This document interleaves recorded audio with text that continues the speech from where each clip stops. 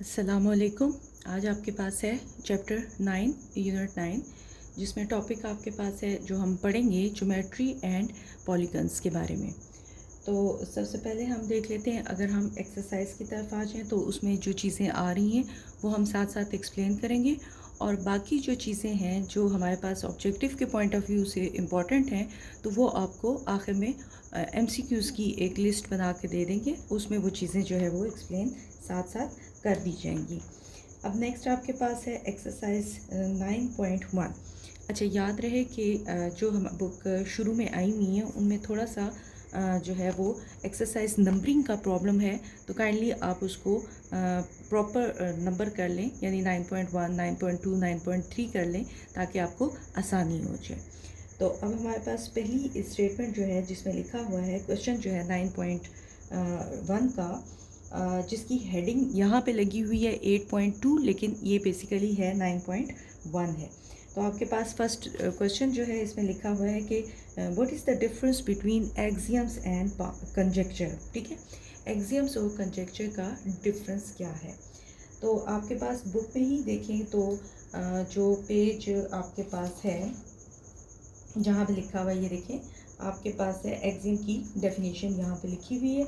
आप यहाँ से इसको मार्क कर सकते हैं कि एक्सियम क्या होता है और कंजक्चर का है। आपके पास है पेज 189 पे। ठीक है, क्वेश्चन नंबर 1 जो है एक्सरसाइज 9.1 का, वो आपके पास है। क्वेश्चन नंबर 1 जो है वो देखें पेज 189। ठीक है, और इस पर ये जो डेफिनेशन लिखी हुई है आपके पास है, an axiom is a mathematical statement which is assumed to be true without any proof. यानी ऐसा जो है हमारे पास स्टेटमेंट, मैथमेटिकल स्टेटमेंट जिसको हमें जो है वो प्रूफ ना करना पड़े। ठीक है, यानी लॉजिकली उसमें कोई ऐसी बात ना हो, जैसे फॉर एग्जांपल हम कहते हैं 2+2 जो है वो 4 होता है, तो ये अंडरस्टूड सी बात है, ये हमारे पास इसको प्रूफ करने की कोई ज़रूरत नहीं है। जिसमें प्रूफ की कोई ज़रूरत नहीं होती, ऐसा रिज़ल्ट जो है वो आपके पास एक्सियम कहलाता है। या फिर इसका दूसरा नाम जो है वो एक्सियम्स को हम प्रॉपर्टीज़ भी कहते हैं। जो प्रॉपर्टीज़ आपके पास है रियल नंबर की है या किसी भी उस की टॉपिक की है, आपके पास जो प्रॉपर्टीज़ होती हैं वो भी एक्सियम ही कहलाती हैं। सेकेंड नेम है इसका। ठीक है, तो उसके बाद आपके पास आ जाता है नेक्स्ट जो है वो उसने कहा है कंजक्चर क्या है। आप कंजक्चर की डेफिनेशन भी आपके पास नेक्स्ट पेज आ जाए तो 190 पेज पे देखें, पेज 190 है। अगर आप वहाँ पे देखें तो कंजक्चर की डेफिनेशन लिखी हो, अगर आपको याद हो तो डेफिनेशन उसकी ये है कि जैसे जैसे देखिए ये लिखा हुआ है कि statement that is believe to be true but its truth has not been proved is called a conjecture. In other words, it is a true statement that needs proof, जिसका हमें प्रूफ जो है वो रिक्वायर्ड होता है। यानी for example इसमें अगर आप देखें तो उसने आपको एक जो है जैसे ये दिया हुआ है 4 है, 8 है, 12 है एंड 16 है, तो वो फ़ौरन उससे अगला नंबर जो है वो आपसे एक्सपेक्ट कर रहा है कि नेक्स्ट नंबर जो है वो उसका क्या होगा।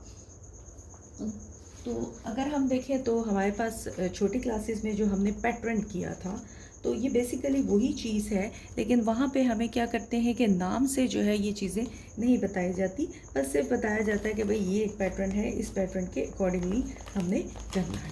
अब देखें फॉर एग्ज़ाम्पल यहाँ से मैं इनका अगर डिफरेंस ही लेती हूँ तो ये देखें ये क्या है, 8 माइनस 4 करती हूँ तो ये 4 आ जाता है, 12 में से 8 माइनस करती हूँ तो भी 4 आता है, और 16 में से 4 जो है वो हम कर लेते हैं माइनस, तो हमारे पास यानी जो अगला सक्सेसिव नंबर वो होगा वो 16 में हम 4 को ऐड करेंगे विच इज़ 20, तो ये आपके पास अगला सक्सेसिव नंबर होगा। तो इसका अगर एक कंजक्चर में बनाना चाहूँ तो वो एक कंजक्चर तो ये हो जाएगा कि 16 + 4 दैट इज़ इक्वल टू 20, तो एक कंजक्टर तो इसका ये बन सकता है। और अगर आप देखें तो दूसरा कंजक्चर भी बना सकते हैं, जैसे हम इसको कह सकते हैं कि 16 है तो मैं यहाँ पे कर दूँगी 16 है, इसके साथ मैंने 5 को ऐड कर दिया और 1 को माइनस कर दिया, तो भी मेरे पास जो है वो यही रिज़ल्ट आ जाएगा। यानी इसमें कोई ख़ास प्रूफ देने की हमें ज़रूरत नहीं है, लेकिन प्रूफ रिक्वायर्ड है कि भाई ये हुआ कैसे है। तो ये आपके पास जो है ये कंजक्चर का हो गया, ठीक हो गया। तो ये क्वेश्चन नंबर 1 जो है वो आपके पास इस पे डेफिनेशन लिखी हुई है। अगर एग्ज़ाम में आ भी जाती है तो आप डेफिनेशन और एक छोटी सी एग्जांपल के साथ इसको लिख दीजिएगा। नॉर्मली फेडरल बोर्ड में जो है वो डेफिनेशंस वगैरह नहीं आती, पिंडी बोर्ड में जो है ये डेफिनेशंस वगैरह रिक्वायर्ड होती हैं, लेकिन फेडरल बोर्ड में डेफिनेशंस वगैरह इस तरह नहीं आती। अलबत्ता उनके रिलेटेड क्वेश्चन आते हैं तो जो आपको सॉल्व करने होते हैं, ठीक हो गया। तो ये आपका हो गया क्वेश्चन नंबर 1 एक्सरसाइज 9.1 का। अच्छा, अब इसके क्वेश्चन नंबर 2 के मैंने फर्स्ट जो है वो 5 पार्ट्स लिख लिए हैं। 5 पार्ट्स की एक्सप्लेनेशन देने के बाद हम ये क्वेश्चन कंप्लीट करते हैं। अगर सेकेंड क्वेश्चन में देखें, कहता है which of the following are mathematical statements. अब मैथमेटिकल स्टेटमेंट्स कौन सी होती हैं जिसमें आपके पास कोई ना कोई जो है वो लॉजिकल बात हो, वो ट्रू या फॉल्स हो सकती है लेकिन उसका कुछ लॉजिक बन रहा हो। ट्रू फॉल्स स्टेटमेंट हो सकती है लेकिन आपके पास लॉजिकली होना चाहिए। अब फॉर एग्जांपल आप देखें, डिफरेंस ऑफ 19 एंड 12 इज़ 7। इसका मतलब है कि 19 और 12 का डिफरेंस जो होता है वो 7 ही होता है। तो ये रिज़ल्ट जो है ये आपके पास एक मैथमेटिकल स्टेटमेंट है, ठीक है। इसी तरीके से सेकंड में देखें, -2 + 7 तो क्या आ जाएगा 5। 5 - 3 क्या होता है 2। तो ये भी आपके पास एक ट्रू स्टेटमेंट है जो कि ठीक है। अच्छा, नेक्स्ट देखें 34 + 16। अब 34 + 16 that is not equal to 50, ठीक है। अब अगर देखें आपके पास तो वैसे तो ये 50 के इक्वल है, लेकिन हमने कहा कि स्टेटमेंट जो है वो ट्रू या फॉल्स हो सकती है, वही एक मैथमेटिकल स्टेटमेंट होती है। अब ये बेशक फॉल्स है, ऑल्दो ये स्टेटमेंट है लेकिन ये फॉल्स स्टेटमेंट है, तो इसको भी हमने इस तरीके से कर दिया। अब देखिए 4 पार्ट में लिखा हुआ है a + b = 9। अब देखिए a और b हमें क्या पता है कि a b क्या है। अगर a b की वैल्यू गिवन होती तो हम इसे स्टेटमेंट कह सकते थे, लेकिन ये अभी स्टेटमेंट नहीं है, एक मैथमेटिकल स्टेटमेंट नहीं है, क्योंकि अननोन्स जो है वो हमें पता नहीं है। We don't have the values of a and b। अगर a और b की वैल्यू होती, मौजूद होती, यानी 4 + 5 या कुछ भी होता, तो ये हमारे पास एक मैथमेटिकल स्टेटमेंट थी। फिफ्थ पार्ट देखें, a + b whole square that is equal to a² + 2ab + b²। अब अंडरस्टूड बात है कि ये क्या है, एक फार्मूला है, अलजेब्रिक फार्मूला है। ये साइड इस साइड के इक्वल होती है, तो इसलिए ये भी एक मैथमेटिकल स्टेटमेंट है, ठीक है। नेक्स्ट देखें, इसका जो 6 पार्ट है वो आपके पास लिखा है 2 + 2 × 2 दैट इज़ इक्वल टू 6।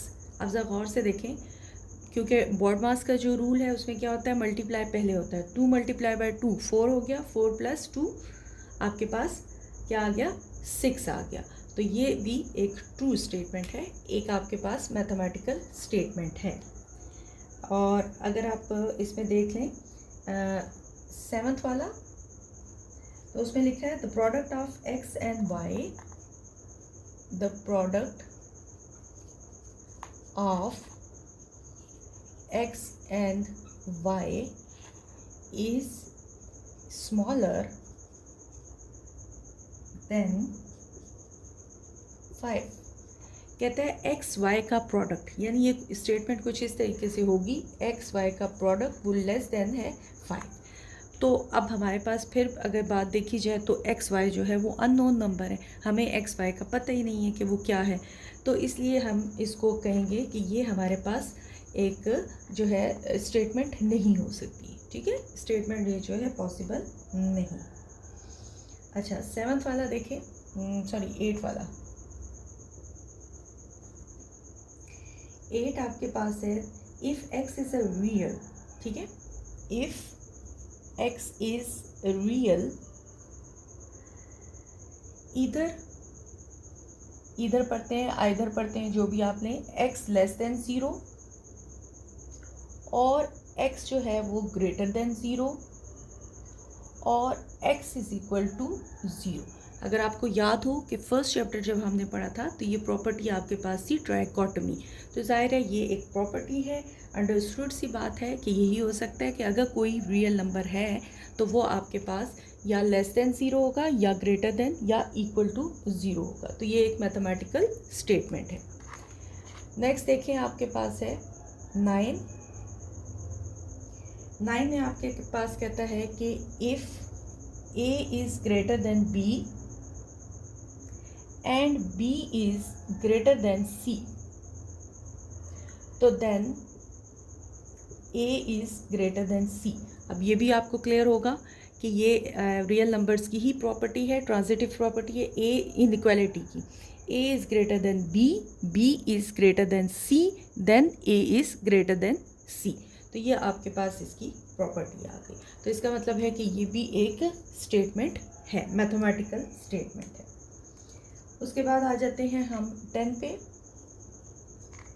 10 में आपके पास लिखा हुआ है x y plus c that is equal to 12।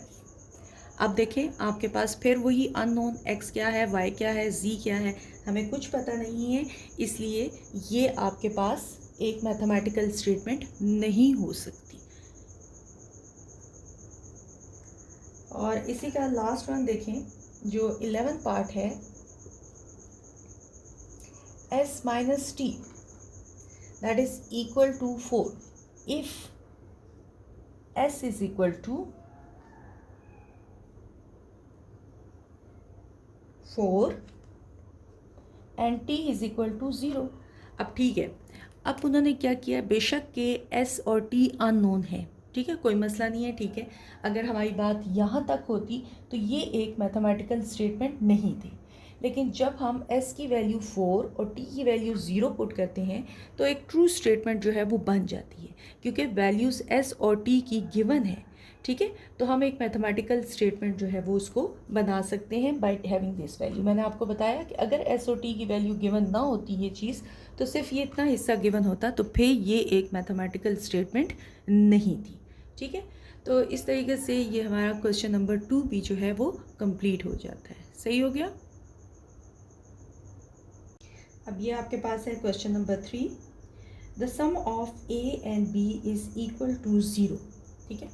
Question number 3 में कहते हैं the sum of a and b is equal to 0, यानी ठीक है a plus b that is equal to 0।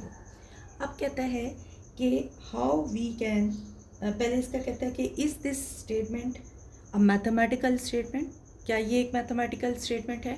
तो डेफिनेटली ये एक मैथमेटिकल स्टेटमेंट नहीं है, ठीक है। आप इसका आंसर लिख सकते हैं no it is not a mathematical statement. अब वो रीज़न भी पूछ रहा है, ठीक है।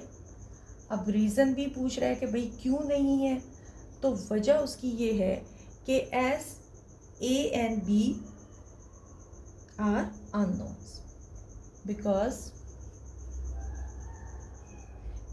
we don't have the values of unknowns, या हम अननोन्स के बारे में जानते भी नहीं हैं, ए और बी क्या है, ठीक है, ए बी जो है उनके बारे में हमें पता ही नहीं है, तो ये एक मैथमेटिकल स्टेटमेंट जो है वो नहीं है, ठीक हो गया। तो ये आपके पास इसका रिक्वायर्ड क्वेश्चन नंबर 3 था। अब ये आपके पास है क्वेश्चन नंबर 4। क्वेश्चन नंबर 4 में कहता है कि प्रूफ, ये आइडेंटिटी उन्होंने दी हुई है x plus 1 whole square that is equal to plus 5 that is equal to x square plus 2x plus 6, और कहता है कि आप इसको प्रूफ करें by taking the values of x 2, 5 and 10, ठीक है। x की वैल्यूज़ जो है वो दी हुई है 2, x की वैल्यू जो दी हुई है 5 और x की वैल्यू 10 के लिए ये रिज़ल्ट हमें प्रूव करना है। आप दोनों साइड्स को एट अ टाइम लेके सॉल्व कर सकते हैं, यानी x इज इक्वल टू 2 को left hand side right hand side दोनों लेके कर सकते हैं, इकट्ठे भी लेके कर सकते हैं, आपकी मर्जी है। मैं इसको left hand right hand side से करती हूँ। लेफ्ट हैंड साइड में देखें आपके पास है x plus 1 whole square plus 5। By substituting the value of 2 for x, ये आ जाएगा 3 का square which is 9, 9 plus 4 which is 5 which is 40। Right hand side पे आ जाए। राइट हैंड साइड पे आपके पास है x square 2x plus 6, x की वैल्यू 2 का स्क्वायर 2 इंटू 2 प्लस 6 कैलकुलेशन की 14 आ गया। तो ये आपके पास इसका रिक्वायर्ड आंसर। इसी तरीके से आप 5 के लिए भी पुट कर सकते हैं। अब मैं डायरेक्टली थोड़ा सा करूँगी। Right hand side left hand side लें, 5 प्लस 1 होल स्क्वायर प्लस 5। तो 5 प्लस 1 क्या होता है 6, 6 का स्क्वायर 36, 36 प्लस 5 आपको 41 देगा। राइट हैंड साइड देख लें इसकी, 5 का स्क्वायर 2 टाइम 5 प्लस 6, ये हो जाएगा 25, 10 35, 35 6 41। तो ये भी आपके पास प्रूफ हो गया, प्रूफ्ड। ठीक है, लेफ्ट हैंड साइड इक्वल हो जाती है राइट हैंड के, तो आप इसको लिख सकते हैं। अगेन लेफ्ट हैंड साइड, अब मैं 10 डाल दूंगी, 10 प्लस 1 होल स्क्वायर प्लस 5, ये हो जाएगा 11 square plus 5 which is 121 plus 5 which is 126। Right hand side पे आ जाए, आपके पास आ जाएगा 10 का स्क्वायर 2 10 एंड 6, तो ये हो जाएगा 120 एंड 6 126 प्रूफ्ड। ठीक है, अगर आप देखें ये सारी वैल्यूज़ इक्वल आ जाती हैं, तो इक्वल आ जाती हैं तो वो यही कह रहा था कि आप इसको प्रूफ कर दें। तो ये एक ट्रू स्टेटमेंट है आपके पास, तो हमने इसको प्रूफ कर दिया। ये हो गया आपके पास क्वेश्चन नंबर 4। बाकी क्वेश्चंस के लिए हम जो है वो नेक्स्ट वीडियो में मिलते हैं। बहुत शुक्रिया, अल्लाह हाफिज़।